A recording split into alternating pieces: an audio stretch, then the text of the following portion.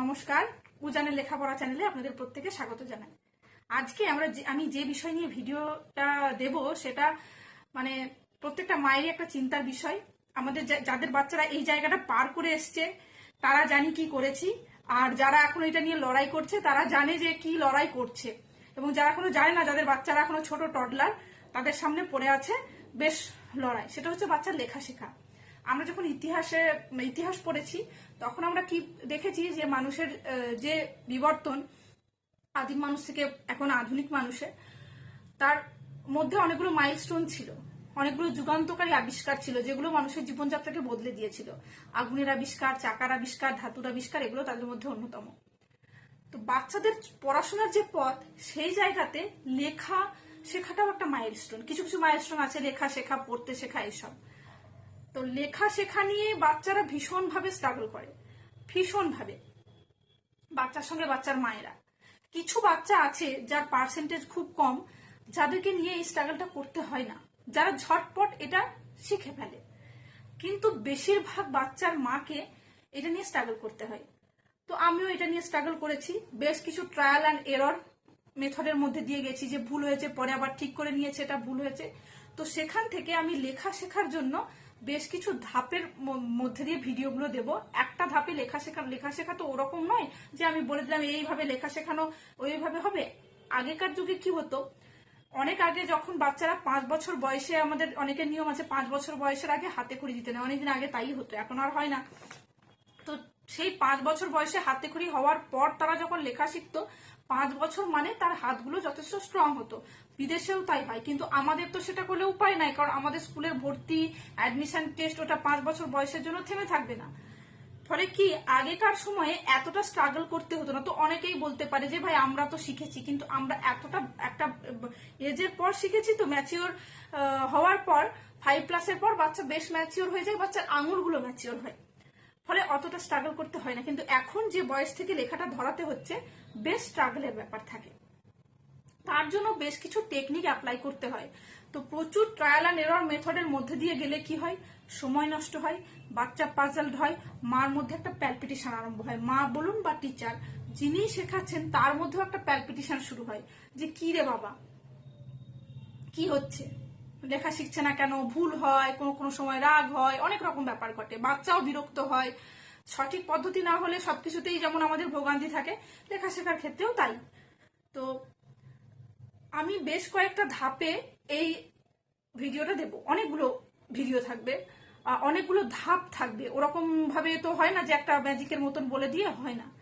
প্রথম ধাপ, দ্বিতীয় ধাপ, এভাবে বলবো, আশা করি আপনাদের ভালো লাগবে। তো তার আগে যেটা মেন কথা সেটা বলে নি, 3 বছর বয়সের আগে একদম লেখা নয়।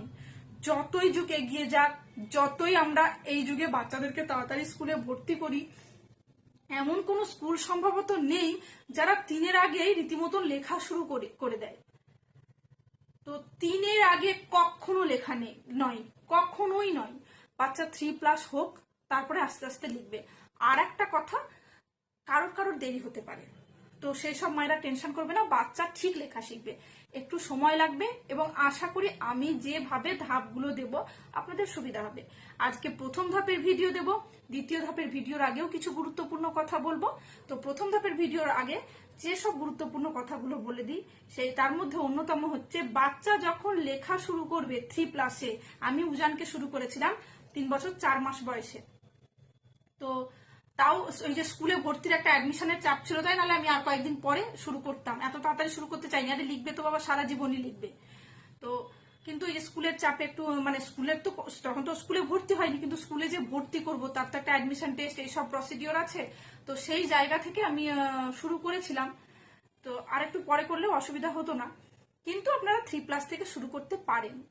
কিন্তু কিভাবে, হাতে একদমই পেন্সিল নয়, হাতে দেব আমরা ক্রেয়ন, অর্থাৎ রং পেন্সিল দেব।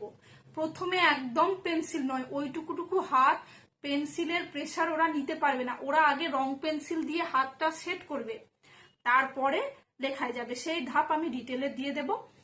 তো ভিডিও বাকি যে আমি লেখার যখন প্রসেসগুলো দেখাবো, তখন অনেক কিছু টিপস দিয়ে দেব। তো আশা করি সঙ্গে থাকবেন, লাইক করবেন, কমেন্ট করবেন, সাবস্ক্রাইব করবেন। লেখা শেখার যে ধাপগুলো, সম্পূর্ণ ভিডিওগুলো দিলে আশা করি আপনারা বুঝতে পারবেন যে লেখা শেখানোটা কতটা মানে সাইন্টিফিক্যালি হচ্ছে, এবং তার মধ্যে কোনো কনফিউশন থাকছে না। বাচ্চা প্রত্যেকটা ধাপ ঠিকঠাক ভাবে শিখলে সুন্দর লেখা শিখে যাবে। তবে ধৈর্য ধরতে হবে, প্রত্যেকটা ধাপে অসীম সময়, মাকে বা টিচারকে অসীম সময় নিয়ে এই জায়গাটা, এই লড়াইটা লড়তে হবে। ওরকম করলে, তাড়াতাড়ি করলে কোনো কিছুই হয় না, লেখা শেখা তো দূরের কথা। তো আমি জানি প্রত্যেকটা মায়েরাই আমরা ধৈর্য সহকারে শেখাই, কেউই তাড়াহুড়ো করি না। তো ঠিক আছে, আমরা এবার আসি লেখা শেখার প্রথম ধাপের ভিডিওতে। এটা হচ্ছে মায়েদের উদ্দেশ্যে বলা, আমরা 3টে লাইন, অলমোস্ট আমরা সবাই জানি 3টে লাইনের সঙ্গে প্রাথমিকভাবে আমাদের পরিচিত হতে হবে। এইটা হচ্ছে স্লিপিং লাইন, এটা হচ্ছে স্ট্যান্ডিং লাইন, এই স্ল্যান্টিং লাইন হচ্ছে 2 রকমের, একটা এরকম একটা এরকম। আর একটা কথা বলে রাখি, আমি একদমই ঘরোয়াভাবে ভিডিও করি, টেকনোলজির ব্যবহার যতটুকু না করলেই নয় ততটুকু করি। যেহেতু আলাদা আলাদা ভিডিও করে এডিটিং করতে হয়, সেইটুকুই ব্যবহার করি। বাদ বাকিটা আমি জানি না, করি না তা না, বাদ বাকিটা আমি জানি না। তো বাইরের প্রচুর আওয়াজ আসে আমি জানি, হয়তো একটু অসুবিধা হয়, তো চেষ্টা করছি সবটা রিকভার করার, চেষ্টা করছি শিখে নেওয়ার। তো যতদিন না হচ্ছে ততদিন একটু ক্ষমা করবেন। একটু ডিস্টার্ব হয় আমি জানি, শব্দ হয় বিভিন্ন রকমের। তো কি কি লাইন আমরা, sleeping line, standing line, slanting line, এটা আমরা আমাদের মানে নিজেদের জ্ঞান বাড়ানোর জন্য জেনে রাখলাম।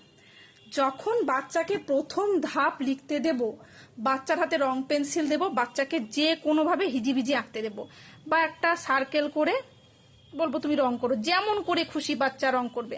আর একটা কথা, ক্রেয়ন কিন্তু বাচ্চা ভেঙে ফেলবে, ভাঙবে, কিছু করার নেই। আমি যেমন বাচ্চাকে উৎসাহও দেব না যে ঠিক আছে তুমি ভাঙো, কোনো ব্যাপার নাই, আমি প্রচুর কিনে আনবো, সেটাও যেমন নয়, তেমন আবার বাচ্চা রং পেন্সিল ভাঙছে বলে বিরক্তও আমরা হব না। এই বয়সে ভাঙবে, ও তো রং পেন্সিলটা সেভাবে ধরতে পারবে না, তার ছোট ছোট আঙুল। তো এইরকম ভাবে বিভিন্ন শেপ এঁকে আমি তাকে রং করতে দেব, এটা একটা ধাপ। আমার হয়তো একটু অসুবিধা হবে কারণ আমার হাতে ফোন আছে একটা হাতে, তো সে বাচ্চা এভাবে এভাবে এভাবে এভাবে রং করবে, যেভাবে খুশি বেরিয়ে যাবে রং। তো তাকে শেখাতে হবে যে রং যেন না বেরোয়। সেই ধাপ চলতে চলতে ওটা চলবে, তার সঙ্গে আমরা কি শুরু করব লেখা শেখার প্রথম ধাপের মেন জায়গা হিসাবে আমরা 2টো ডট দিয়ে দেব।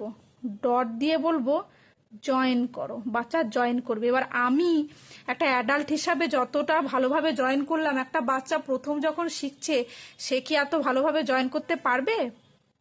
কখনোই জয়েন করতে পারবে না। সে আঁকা বাঁকা করবে, নড়বড়ে করবে, সে ভেঙে ফেলবে, পারবে না। কিন্তু বকলে হবে না, রাগ করলে হবে না, কেন পারছে না সেই বিষয়ে যিনি শেখাচ্ছেন তিনি যদি টেনশন করেন তাহলে হবে না, পারবে না। একবার নিজের বয়সে গিয়ে ভাবতে হবে যে আমি কি পারতাম ওইটুকু বয়সে ওইটা টানতে দিলে, এখন তো খুব পারছি। আমি কি আমার বয়সে যত রকম জিনিস শেখার দরকার আমি কি সবটা সমানভাবে শিখতে পেরেছি? পারিনি। তাহলে বাচ্চারও দেরি হবে। আমরা প্রথমে 2টো শেখাবো, স্লিপিং লাইন আর স্ট্যান্ডিং লাইন, স্ল্যান্টিংটাতে যাব না। বা আমরা এরকম করে দেব, উপর নিচে তোমরা জয়েন করো, বাচ্চা জয়েন করবে এরকম ভাবে। হ্যাঁ, ভুল হবে কিন্তু এইভাবেই শেখাতে হবে। প্রথমে আমরা বেশ কয়েকদিন টানা স্লিপিং লাইন আর স্ট্যান্ডিং লাইন, স্লিপিং লাইন আর স্ট্যান্ডিং লাইন করাবো বেশ কয়েকদিন। তাহলে এমন না যে বাচ্চা যেন সারাদিন স্লিপিং লাইন আর স্ট্যান্ডিং লাইন করতে করতে ক্লান্ত না হয়ে যায়, তাহলে আবার বিরক্ত হয়ে গেলে বাচ্চারা কোনো জিনিস করতে চায় না। তো কি চলবে, এই যে রং করা, কোন একটা বড় আমি কোন একটা শেপ এঁকে দেবো, শেপটাও শিখে যাচ্ছে, সঙ্গে তুমি রং করো। চেষ্টা করতে হবে যেন বাইরে না বেরোয়, বেরোবে বাইরে, প্রথম শিখছে রং বাইরে বেরোবে। আর সঙ্গে কি স্লিপিং লাইন, স্ল্যান্টিং লাইন, বিভিন্ন কালার পেন্সিল ব্যবহার করব, বিভিন্ন কালারের। আমি এই যে এরকম করে দেব। আর বাচ্চাকে ভীষণভাবে কনফিডেন্স দিতে হবে যে হ্যাঁ তুমি পারবে, রং ভেঙেছে তো কি হয়েছে, ঠিক আছে তুমি পারবে, দেখো চেষ্টা করো। এই যে প্রয়োজনে হালকা হাতে সাপোর্ট দিতে হবে, খুব বেশি না, হালকা। আবার এই যে এরকম এভাবে বাচ্চা জয়েন করবে বেশ কয়েকদিন। যখন এই 2টো অভ্যাস হয়ে যাবে তখন আমরা স্ল্যান্টিং লাইনে আসব, যে ঠিক আছে এরকম দিচ্ছি জয়েন করো তো, এরকম দিচ্ছি জয়েন করো তো, বাচ্চা জয়েন করবে এভাবে। দেখবেন একটু সময় দিলে, সময় কিন্তু লাগবে, এমন নয় যে আজ দিচ্ছি কাল শিখে যাবে, সেটা কিন্তু কখনোই নয়, সময় লাগবে। তবে এই প্রসেসটা শেখাতে হবে। আর বাচ্চাকে ওরা একদম এটা করিয়ে করিয়ে বিরক্ত করে দিলে হবে না, যেন তার হাতে ব্যথা না হয়। প্রথম রং পেন্সিল ধরছে হাতে, হাতে যেন ব্যথা না হয়, হাতে যেন কষ্ট না হয়। খুব বেশি একটা না, খুব বেশিক্ষণ না, অল্প অল্প ব্রেক দিয়ে দিয়ে যখন পাচ্ছে একটু মজা করে দেখি পারে কিনা, বিভিন্ন রকম ট্রিক্স ফলো করে, যেগুলোতে আমরা মায়েরা অলমোস্ট প্রো একেবারে বিভিন্ন রকম ট্রিক্স খাটানোর ক্ষেত্রে। তো এইটা হচ্ছে প্রথম ধাপ, একদম ডট জয়নিং যাকে বলছে, আমি ডট দেব। আমরা কিন্তু এই সময় কোনো রকম ডট জয়নিং এর বই ব্যবহার করব না। ডট জয়নিং এর বই আসবে পরের অন্য ধাপে, সেটার জন্য আমরা তুলে রাখবো, সেটা আমরা পেন্সিল দিয়ে করব, সেটা অন্য ধাপে আসবে, সেটা পরে বলবো। এখন কোনো ডট জয়নিং এর বই নয়, এখন মা হচ্ছে ডট জয়নিং দেবে, ডট দেবে, বাচ্চা জয়েন করবে, মা ডট দেবে, বাচ্চা জয়েন করবে, এইভাবে হবে। আমার একটু অসুবিধা হচ্ছে, আমি এক হাতে ফোন ধরেছি তো। এইটাই হচ্ছে প্রথম পদ্ধতি, বেশ কয়েকদিন এটা চালাতে হবে, দেখবেন বাচ্চা আস্তে আস্তে পারবে, শিখবে, আপনি কনফিডেন্স দেবেন। না পারলে আপনি বলবেন হ্যাঁ তুমি পারবে, দেখো তুমি পারবে, বিরক্ত হবেন না, রেগে যাবেন না, বাচ্চা ঠিক পারবে। এইটা হচ্ছে প্রথম ধাপ। প্রথম ধাপ শিখুক, আমরা দ্বিতীয় ধাপ নিয়ে খুব তাড়াতাড়ি আসছি।